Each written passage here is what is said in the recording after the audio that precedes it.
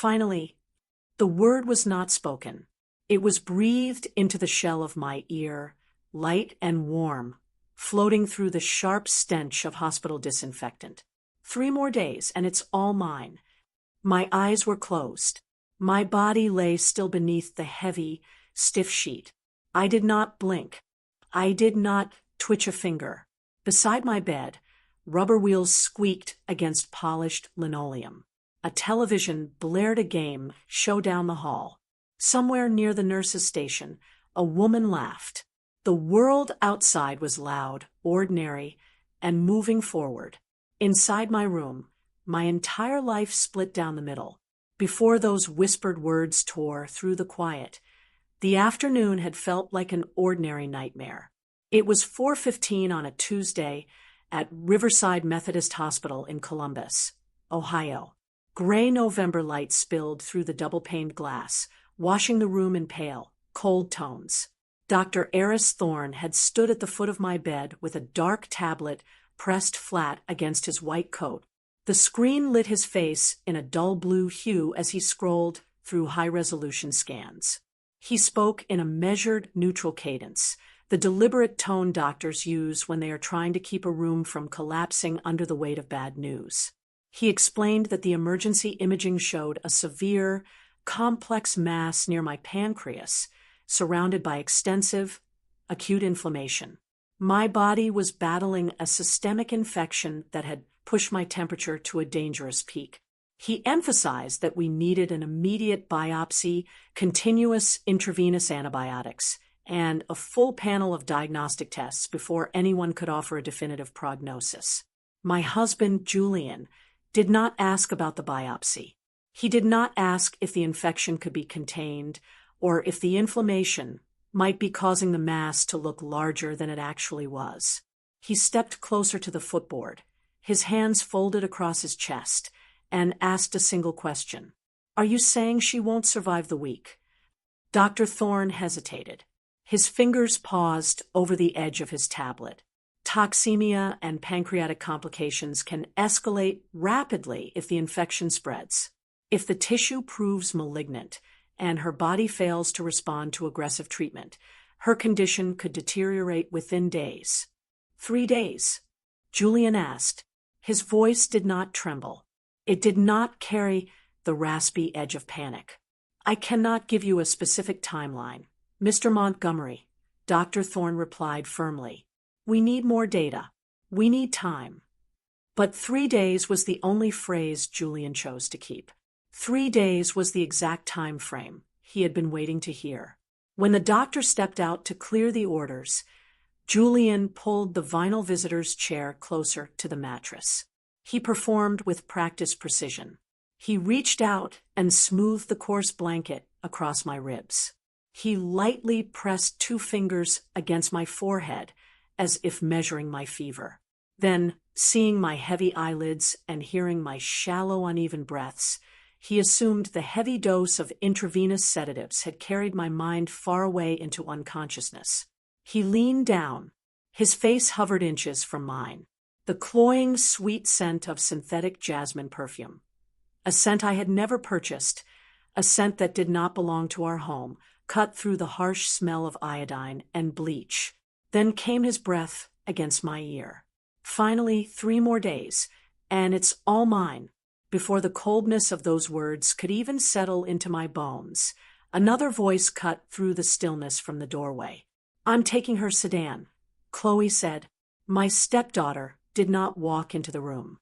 She stood in the frame, leaning against the doorpost, her thumb moving in rapid, rhythmic sweeps across the glowing screen of her phone. She was 24, clad in an oversized designer sweater paid for by my credit card, her face bathed in the pale light of social media notifications. She did not look at my face. She did not glance at the monitors humming beside my head. "The sedan is barely 2 years old," Chloe continued, her voice flat, carrying the casual tone of someone claiming an extra coat from a closet. "You can keep the house. The house is too big for me anyway." Julian stood up from the chair. His joints made a faint popping sound in the quiet room. "The house isn't yours to give away," he murmured softly, though his tone held no anger. We'll need to list it with a commercial realtor, but not immediately. We have to wait a respectable month so the neighbors don't start talking. What about the bakery equipment? Chloe asked, finally dropping her phone to her side. That commercial kitchen stuff costs a fortune. We sell it all, Julian said, his boots clicking softly on the floor as he walked toward the closet to retrieve his coat. Every mixer, every oven, every display case. We clear the lease and liquidate the assets. Their footsteps receded down the hallway, the faint squeak of their shoes blending into the hum of the hospital ward. I lay entirely still beneath the fluorescent ceiling tiles, staring at a small water stain in the upper corner of the room. My right hand rested on the white sheet. Less than 2 minutes ago, Julian's hand had been wrapped around it. The skin of my fingers was still warm from his touch. That was the most terrifying realization of all, how a man's hand could feel warm and alive while his heart was utterly frozen. I was 52 years old. For 22 years, I had been the sole backbone of Montgomery's Hearth, a bakery and cafe I had built from the ground up in the heart of Columbus. In my early 20s, I was a bright, ambitious student pursuing a degree in system administration and data architecture. I understood logic. I understood networks, flowcharts, and clear, undeniable facts. Then I met Julian. When we married, he was a struggling entry-level clerk with massive student debt and a young daughter from a failed relationship. I made a choice that I thought was noble. I set my textbooks aside, paused my degree, and poured my life savings into opening a small bakery. I woke up at 4 o'clock every single morning, kneading dough until my knuckles throbbed, breathing in flour dust, and working 16-hour shifts so Julian could finish his advanced degree in insurance management without financial stress. As his career stabilized, my role in his life quietly shifted. I became the invisible wife. I was the woman who smelled of yeast and butter, the woman who stayed home to keep the house immaculate while he attended corporate dinners in tailored suits. Over the last decade, he stopped looking at me when I spoke. He responded to my questions with cold, one-word answers or days of total, suffocating silence. He weaponized the silent treatment and emotional neglect to erode my self-worth, making me believe I was nothing beyond the domestic quiet I created for him. Lying in that hospital bed, watching the 4-drip count the seconds in steady, falling droplets, the fog finally cleared from my mind. I realized I had spent 20 years bleeding myself dry to feed a man who was simply waiting for me to starve. To understand how I survived the trap waiting for me at home, we must turn back the clock to the week before the hospital room fell silent. At 7:30 that evening, a shadow crossed the threshold of my hospital room. Sam Vance did not knock. He wore his heavy brown canvas work jacket, stiff with sawdust and dried plaster. A faded Cincinnati Reds cap rested in his calloused hand. In his other, he carried a paper cup from the coffee shop down the street. The sharp, roasted scent of fresh black coffee cut through the oppressive hospital air, bringing a sudden, vivid memory of my own kitchen back into the sterile room. He set the cup on the bedside table and pulled off his cap, his knuckles raw and stained with dark varnish. "You look terrible, Clara," he said. His voice was a low, gravelly rasp, like heavy stones grinding together. A dry sound escaped my throat. "You always know how to make a woman feel beautiful, Sam. That's why you keep paying my invoices," he muttered. Sam Vance was 55 years old. Calling him my handyman never felt quite right. He had been there 22 years ago, when the bakery was nothing more than an empty storefront with cracked floor tiles and leaking pipes. He had built the oak counters with his own hands, installed the ovens, and replaced roof shingles after every harsh Ohio winter. When the workday ended, he was the friend who sat at the back table drinking stale coffee and listening to me dream. He pulled the heavy wooden door shut until the latch clicked. He dragged the vinyl chair closer, its metal legs scraping harshly against the linoleum. "What happened?" Sam asked, leaning forward. The nurse out front looked at me like I was entering a crime scene. I told him what Dr. Thorne had said about the infection, the inflammation, and the mass. Then, word for word, I repeated the whispered sentence Julian had breathed into my ear while I lay helpless. I told him about Chloe claiming my sedan and Julian planning to liquidate my bakery equipment before my body was even cold. Sam sat entirely still. He did not curse, but his jaw clenched so hard the muscles along his cheekbones turned white. He slowly turned his baseball cap in his rough palms, the fabric creaking under his grip. "He thinks you're already gone," Sam said quietly. "Maybe I've been gone for 10 years, Sam," I whispered. "Maybe I just didn't notice." Sam turned his head sharply. "What did the doctor actually say, Clara?" "Not what your husband wanted to hear." "What did the physician say?"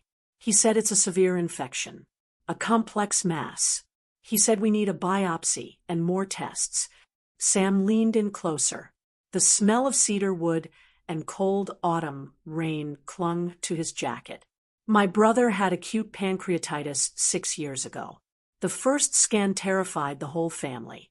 The emergency room doctor thought it was stage 4 cancer. Then a specialist reviewed the tissue samples. It was an infected pseudocyst. A serious infection, yes, but not a death sentence." I stared at him, my heart hammering against my ribs. "You think that's what this is?" "I think you don't surrender your life before the tests are even done," Sam said firmly. "Did Julian ask for a specialist?" "No," I replied, the truth burning my lips. "He asked the nurse if they could discuss comfort-focused care. He told her additional invasive procedures would just cause unnecessary suffering." Sam's jaw tightened again. "Comfort care means they stop aggressive treatment, Clara. It means they give you morphine to keep you quiet while the infection takes over. He is trying to push you out the door." He reached into his jacket pocket and pulled out a worn notebook and a heavy steel pen. "That decision doesn't belong to him. It belongs to you." For the first time, the icy paralysis in my chest began to crack. It was the sudden realization that I had spent a decade letting a weak man dictate my reality. I reached out my right hand and gripped Sam's rough wrist. "Help me," I said. "Help me get out of this bed, and I'll make sure you never have to work another hard winter in your life." Sam looked at my hand, his expression hardening into pure offense. "I'm not doing this for your money, Clara. I'm doing this because you're my friend, and I won't let a parasite bury you alive." He pulled out his phone. "I know the chief of gastroenterology over at Ohio State Wexner Medical Center. She treated my brother." He walked toward the window where cell reception was stronger. As he dialed, I looked up at the wall clock above the door. 8:12 p.m. A few hours ago, I believed I had 72 hours left to live. Now, those 72 hours had become a deadline, not for my death, but to find out if my husband was preparing my funeral or if he had simply exposed his true face too soon. Sam finished the call. "Dr. Rebecca Vance can review your scans tonight, but she needs the complete imaging files, your full blood panel, and the physician's notes immediately." "How do we get those without Julian knowing?" I asked. Sam gave me a flat look. "You're still the patient, Clara. You're 52, not 12. The simplicity of his answer hit me like a slap. I reached for the call button and pressed it hard. A minute later, a nurse named Camille entered the room. "I need my full medical records copied and transmitted to a specialist at Ohio State Wexner," I told her. Camille looked straight into my eyes. "Are you alert, Mrs. Montgomery? Do you know where you are?" "I am at Riverside Methodist Hospital," I said clearly, "and I want a second opinion." Then you are the only person who needs to sign, Camille said firmly. Bring me the form. Before I could sign, the door opened. Julian walked in, followed by Chloe. Julian stopped when he saw Sam, scanning his dusty work jacket with quiet disgust. What's going on here? Julian asked, his voice taking on a smooth, patronizing tone. Sam, visiting hours ended 20 minutes ago. I was just checking on the locks, Sam said smoothly. Camille handed me a clipboard. Julian immediately stepped into her path. What is that? A medical records release authorization, Camille replied. Julian's face changed. The tragic husband routine vanished. What release? Clara, what are you doing? I am getting a second opinion, I said, holding the clipboard against my knees. That is ridiculous. Julian snapped, dropping his polite tone. You are too weak for this. Because they don't know what it is yet, Sam said from the window. Julian spun around. This is a private family matter, Sam. You need to leave right now. Sam walked past Julian as if he were made of glass. He placed his hand on my foot over the blanket. Stay strong, Clara. You're not dead yet. The door clicked shut behind Sam. Julian turned back to my bed, his voice dropping into a harsh whisper. You are making a massive mistake, Clara. You are being delusional. I held his gaze, feeling the cold metal of the pen in my hand. I built my business myself, Julian. I said softly, I will handle my own life. 4 days later, I was discharged from Riverside Methodist Hospital. The infection near my pancreas had subsided under high-dose intravenous antibiotics, and Dr. Rebecca Vance at Ohio State Wexner confirmed the mass was an infected pseudocyst, not cancer. I returned home to Worthington on a crisp Friday afternoon. The November wind carried the smell of damp earth and burning maple leaves across the driveway. The porch swing my first husband had hung 30 years ago creaked softly in the breeze. The physical structure of my house looked identical, but the moment my foot crossed the threshold, the air inside felt cold, heavy, and hostile. Julian rushed inside first, holding the front door open with an overly dramatic display of care. You'll be much more comfortable down here in the guest bedroom, Julian said, gesturing toward the small, dark room off the kitchen. The master bedroom was upstairs, light-filled, with a view of the garden. I'm sleeping upstairs in my own bed, Julian, I said, leaning heavily on my cane. Julian hesitated, his eyes narrowing slightly before his smooth smile returned. Of course, honey, whatever makes you feel safe. That evening, I lay upstairs in the dark, listening to the house. I realized I had spent 10 years playing the victim in my own marriage. I had cried silently in the shower. I had blamed myself for his coldness. I had begged for scraps of affection from a man who treated my presence like an inconvenience. Sitting in that dark room, my mindset shifted permanently. I am done crying, I told myself. I am done playing the victim. I am responsible for my own life, my own dignity, and my own survival. The next morning, my actionable steps began. I woke up at 5 a.m. My body was weak, but my mind was entirely clear. Moving quietly, I sat at my desk and opened my laptop. I did not log on to social media to look for sympathy. Instead, I enrolled in an online advanced financial management and data architecture certification course. Years ago, I had abandoned my system administration degree for Julian. Now, I began reclaiming my technical expertise. I downloaded the bakery's digital accounting ledgers and spent 3 hours analyzing every transaction from the past 3 years. I uncovered a steady stream of unauthorized transfers Julian had quietly funneled from my business account into his personal investment fund. At 10 a.m., attorney Evelyn Thorne arrived through the back door. She carried a thick leather briefcase and 2 cups of hot tea. We are acting under the Elder and Vulnerable Adult Financial Abuse Law, Evelyn said, spreading crisp, white documents across the dining table. Because Julian attempted to alter your medical care and access your business assets while you were incapacitated, we have full legal grounds to lock him out immediately. Evelyn guided my hand as I signed the legal papers. I formally revoked every existing financial power of attorney Julian possessed. I activated a springing power of attorney, granting legal authority solely to Evelyn in the event of my future medical incapacity. I officially transferred Montgomery's Hearth Bakery, the physical property, and my personal home into an irrevocable trust. I allocated a 15% ownership stake in the bakery trust to Sam Vance and created an employee ownership profit pool for my longtime kitchen staff. While Evelyn filed the paperwork with the county court, my physical transformation began.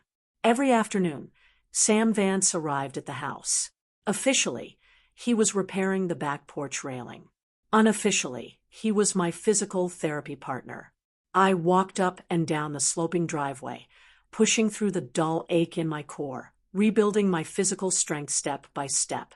I cut my long, drab hair into a sharp, elegant bob. I set aside my oversized flower-stained sweaters and bought tailored navy suits. By midweek, Julian and Chloe remained completely oblivious to the legal trap closing around them. They assumed I was resting helplessly upstairs. Through the floorboards of the kitchen, I overheard Chloe talking on her cell phone to her friends. The house is getting listed next month. Dad said I can have her sedan as soon as we settle the estate. That evening, I set my own trap for their greed. While Julian was downstairs in his office, I called Chloe into the living room. I leaned back against the sofa cushions, forcing my voice to sound weak, raspy, and confused. "Chloe," I whispered, pressing a hand to my forehead. "Your father told me I should secure my personal valuables. The key to the small steel floor safe in the master closet. I hid it inside the red ceramic tea canister in the kitchen pantry.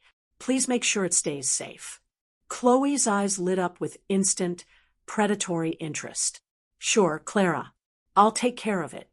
2 hours later, while Julian and Chloe thought I was asleep, Chloe crept into the kitchen pantry. Her fingers reached into the ceramic canister and pulled out the small brass key. She slipped it into her pocket, unaware of the tiny black lens mounted above the refrigerator. Sam Vance had installed a concealed, motion-activated security camera the day before. The high-definition footage uploaded directly to my secure cloud server, recording her theft in crystal-clear detail. On Friday morning, the final legal confirmation arrived on my phone. The county clerk had processed the irrevocable trust. The bank had updated the signing authority. Julian was officially stripped of every legal and financial connection to my life and my business. I stood by the bedroom window, wearing a crisp white linen shirt and dark trousers. The autumn sun broke through the gray clouds, casting a bright gold light across the hardwood floor. I was no longer afraid of the man sleeping down the hall. I was no longer waiting for his permission to exist. By Sunday morning, Julian's grand performance was ready. He called it a family appreciation and farewell gathering, hosted inside the dining room of Montgomery's Hearth. Outside, heavy gray rain drummed against the glass windows. Inside, the room smelled overwhelming. White lilies filled tall glass vases on every table. Their heavy, sweet, funeral-like scent mingled with the sharp odor of catered pasta salads and cold deli meats. On the far wall, Julian had set up a large digital screen. A slideshow ran on a continuous loop, displaying 4 years of staged family photographs, beach vacations, Christmas dinners, and smiling portraits of Julian and Chloe. Every image of my early years, my 20 years of sweat, flour, dust, and hard labor that built the business, had been carefully erased. By 11:30 a.m., cars lined both sides of the street. Over 40 people filled the room. Pastor Thomas Reed stood near the coffee station, his hands folded. Local business owners, neighbors, and longtime bakery employees wandered through the crowd. At 11:45 a.m., my home health nurse, Denise, checked my blood pressure in the back office. The cuff tightened around my arm. 165 over 90. Denise said, her brow furrowing behind her wire-rimmed glasses. That is a dangerous number. Clara, your body is under massive stress. I am having company, Denise, I said quietly, adjusting the cuffs of my tailored navy suit jacket. You are having a battle, Denise corrected, looking straight into my eyes. Whatever you are planning out there, keep it short. Don't let these people send you back to the ICU. Sam Vance stood near the doorway, wearing his dark brown suit, the one he wore only to weddings and funerals. He stepped closer, his voice dropping low. Your blood pressure is too high, Clara. We can stop this right now. Evelyn has the trust locked. You don't need to stand in front of this circus. I looked at my reflection in the dark window pane. I saw a woman who had spent 10 years hiding in her own kitchen, hiding behind flour sacks, hiding from the cold silence of a man who treated her like an inconvenient servant. If I don't walk through that door today, Sam, I said, my voice steady and cold, they will spend the rest of their lives telling everyone I died a helpless fool. I am closing this door myself. Out in the main room, Chloe moved through the crowd, wearing a simple black dress. She looked like a grieving daughter in an indie film. Her boyfriend, Evan, stood near the display cases. Through the cracked door of the office, I heard Chloe whisper to Evan, "Don't touch the glass. The whole place is getting sold next month anyway. That sedan outside is basically mine starting next week." A longtime baker named Marcus heard her. He stared at Chloe, his flour-dusted hands clenching into fists, but he said nothing. At 12:15 p.m., Julian clinked a silver spoon against his wine glass. The sharp metallic chime echoed through the quiet room. The chatter died down. Julian stepped up to the small wooden podium beside the large projection screen. He adjusted his silk tie, dabbing a tissue at the corners of his dry eyes. He looked devastated, regal, and deeply tragic. "Thank you all for coming today," Julian began, his voice trembling with rehearsed emotion. "Clara wants the people she loves around her, while she still has the strength to enjoy your company." A few neighbors dabbed their eyes with napkins. "These past 2 weeks have taught me how fragile life truly is," Julian continued, placing one hand flat over his heart. "Clara gave me a home, a family, and a purpose. She always told me she wanted this bakery to remain in our family, surrounded by the love we built together." Attorney Evelyn Thorne stood against the back wall, her arms crossed, her expression unreadable. Julian gestured toward Chloe, who bowed her head solemnly. She also trusted Chloe to help protect her legacy. "I know Clara would want Montgomery's Hearth to stay under family leadership. I will step in to manage her shares and keep her spirit alive." Marcus and 3 line cooks near the kitchen door stiffened. Julian was not just grieving. He was creating a public narrative. He was establishing himself as the rightful heir before 40 witnesses. I reached for my dark wooden cane hanging on the back of the office chair. My fingers wrapped around the smooth handle. My heart hammered against my ribs like a trapped bird. Sam stepped toward me, extending his hand. "Ready, ready," I whispered. I pushed the office door open. The sharp creak of the hinges cut through Julian's voice. I stepped into the bright light of the dining room. My cane hit the polished hardwood floor with a sharp, heavy thud.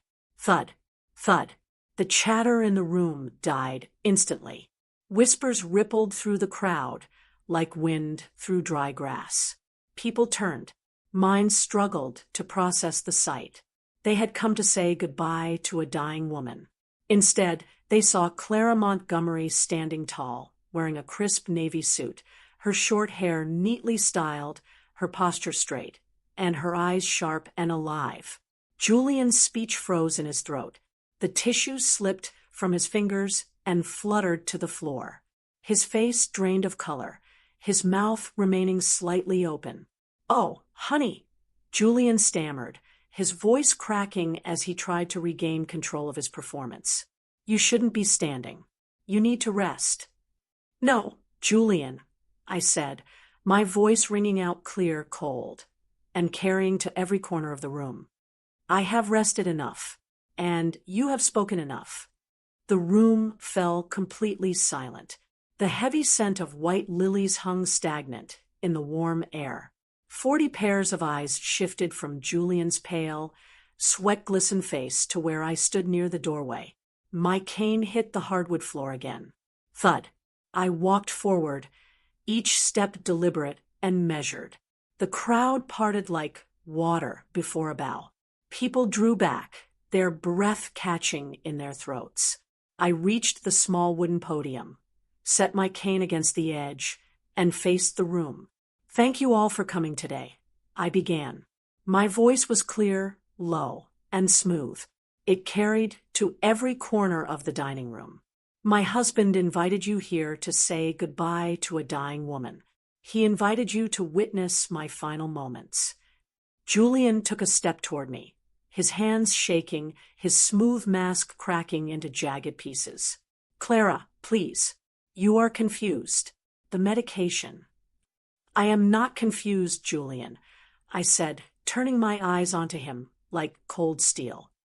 "And I am not dying. The specialists at Ohio State Wexner Medical Center cleared my infection. The mass was a pseudocyst, not cancer. I am fully recovered, and there isn't going to be a funeral." Gasps echoed through the room. Pastor Reed folded his hands, his eyes widening. A murmur rose from the bakery staff standing near the kitchen doors. Julian's face drained of all color. He looked like a man standing on a trapdoor, waiting for the rope to snap. You lied to me?" "No," I replied sharply.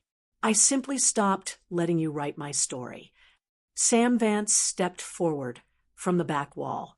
He carried a small black media drive and plugged it directly into the side of the digital projection system.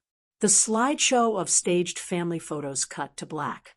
"Julian told you all how devoted he was," I continued, looking out at the crowd. "He told you how much he cared for my legacy. I want you to hear what devotion sounds like when he thinks no one is listening." Sam pressed a button. The room's speakers crackled, and then Julian's voice filled the space. It was crisp cold and stripped of all warmth. "Finally, 3 more days, and it's all mine." A sharp wave of horror rippled through the guests. Barbara Collins covered her mouth with both hands. Pastor Reed lowered his head.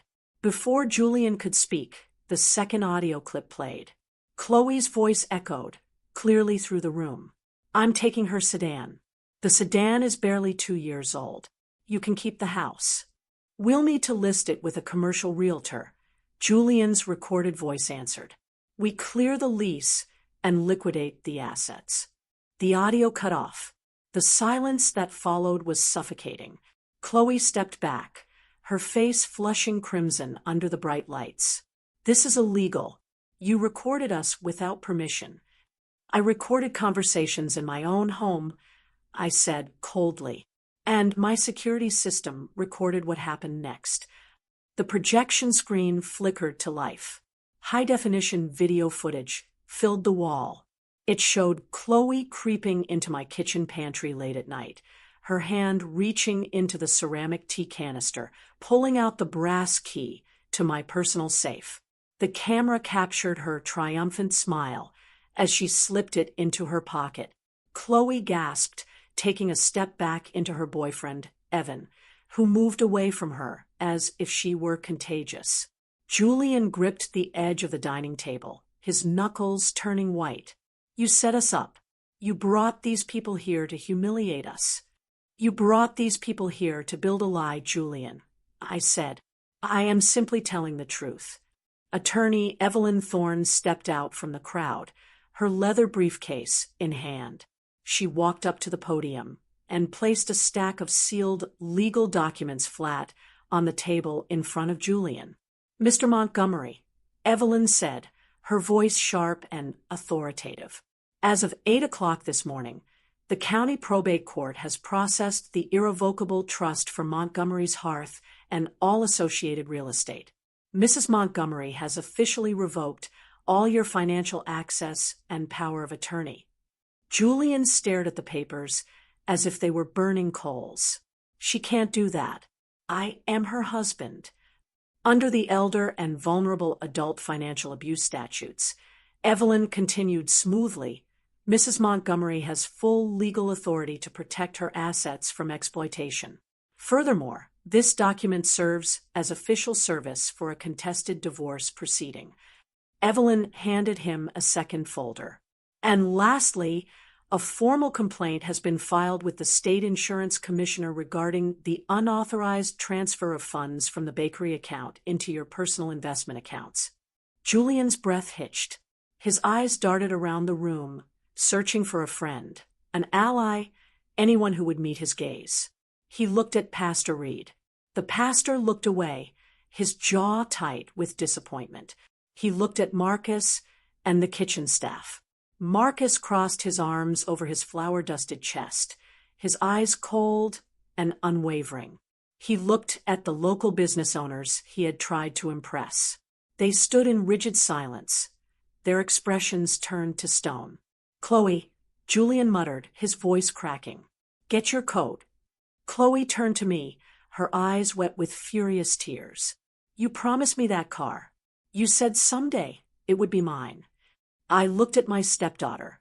I felt no anger toward her anymore. I only felt a deep, profound tiredness. "I promised to teach you how to build a life, Chloe," I said softly. "You chose to wait for me to die instead." Chloe bit her lip, spun on her heel, and marched toward the exit. She grabbed her designer bag from the chair and slammed the front door hard enough to rattle the glass display cases. Julian picked up his coat with trembling hands. He didn't look at me. He didn't look at the crowd. He walked down the center aisle, his head bowed, his boots making a hollow, scraping sound against the floorboards. The front door opened and shut. The heavy click of the latch sounded like a gavel falling in a courtroom.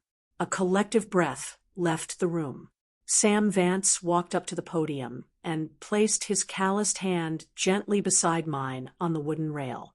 Marcus stepped forward from the kitchen, followed by the rest of the staff, their hands clapping softly at first, then building into a steady, warm rhythm that filled the entire room. I stood tall at the podium, breathing in the scent of coffee, butter, and warm yeast.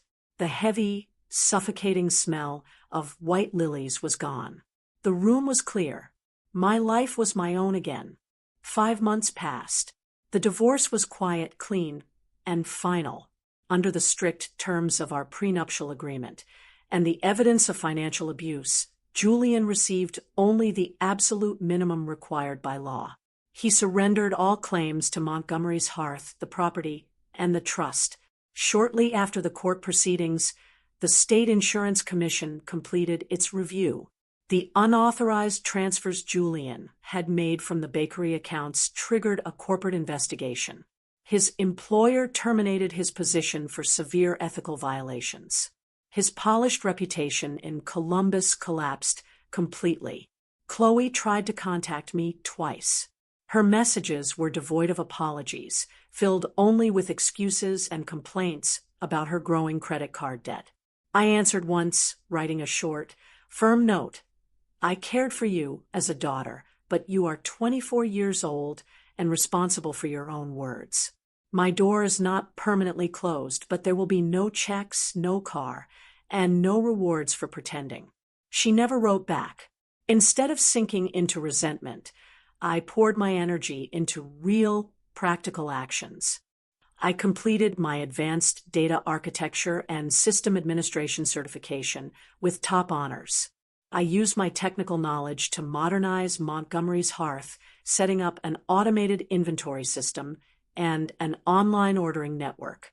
I rebranded the business as Hearth and Hope Bakery, transforming it into a cooperative model that offered fair wages, profit sharing, and job training for women recovering from domestic and financial abuse. I also reclaimed my physical health. Every morning, I walked 3 miles through the wooded trails of Highbanks Metro Park, breathing in the cold, pine-scented air. My core strength returned. The dull ache near my stomach vanished completely. My hands no longer shook when I lifted a cup of coffee. By May, the spring sun returned to central Ohio. It was 6 p.m. on a Saturday, the golden hour. The sky above Worthington turned a deep, radiant amber. Warm, golden sunlight poured through the leaves of the newly planted maple saplings along the edge of the bakery lawn. The air smelled of sweet clover, damp earth, and fresh vanilla baking in the cooling ovens. I stood on the newly restored wooden back deck of the bakery. I wore a simple cream-colored linen dress, my short hair catching the warm breeze. In my right hand, I held a ceramic mug of hot black coffee. Sam Vance walked up the wooden steps, wearing a clean plaid shirt and dark jeans. He held a small brass key attached to a leather ring. "The restoration is finished," Sam said, his gravelly voice soft. He laid the key on the wooden railing beside my coffee mug. "She drives like she just rolled off the showroom floor in 1972. It was the key to the classic sedan I had bought and restored with my late first husband decades ago." I looked at the polished brass shining in the evening light. "Thank you, Sam," I said gently, "for everything." Sam leaned against the railing, looking out over the green lawn where a group of young apprentices were laughing and packing away their baking trays. 3 days turned into a pretty good year, Clara." "It did," I replied, a quiet, genuine smile touching my lips. I looked into the golden horizon. Julian was gone. The cold silences, the Luke Lan, the subtle insults, and the constant fear of being discarded had all evaporated like morning mist. I felt no rage toward him. I felt no desire for revenge. Anger required energy, and my energy belonged entirely to my future. I had stopped playing the victim. I had stopped waiting for someone else to grant me permission to exist. I had taken full responsibility for my own happiness, my own security, and my own dignity. I picked up the key, held it in my palm, and drew a deep, clear breath of the warm evening air. I stood tall, free, proud, and completely at peace in my own golden hour. Sacrifice without boundaries only creates entitlement. Never allow yourself to become invisible in your own life. When you stop playing the victim and take the wheel of your own destiny, every moment that follows becomes your golden hour. All shadows must fade before the truth, and every pain is simply the start of a beautiful rebirth. Always remember, the right to write a new chapter of your life is forever in your hands. Please like, share, and subscribe if this story resonated with you. Hope to see you on the next page.